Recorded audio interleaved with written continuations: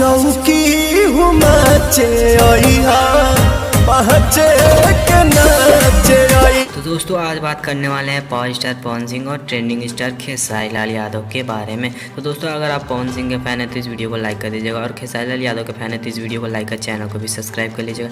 तो दोस्तों चलिए वीडियो को शुरू करते हैं बिना समय गंवाए।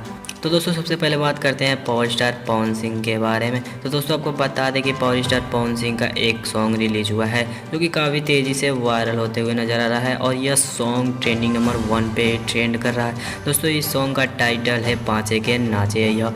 और दोस्तों आपको बता दें कि यह गाना पावर स्टार पवन सिंह के जन्मदिन पर रिलीज हुआ था। और दोस्तों आपको बता दें कि इस सॉन्ग ने 2 दिन के अंदर ही 10 मिलियन से भी ज़्यादा व्यूज़ प्राप्त कर लिए थे। और दोस्तों आपको तो पता ही होगा पावर स्टार पवन सिंह का कितना क्रेज़ चलता ही रहता है।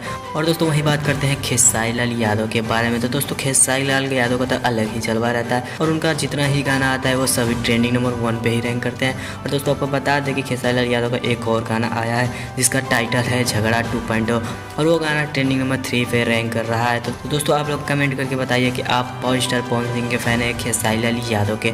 हम चलते हैं नेक्स्ट वीडियो में मिलेंगे, तब तक के लिए जय हिंद जय भारत।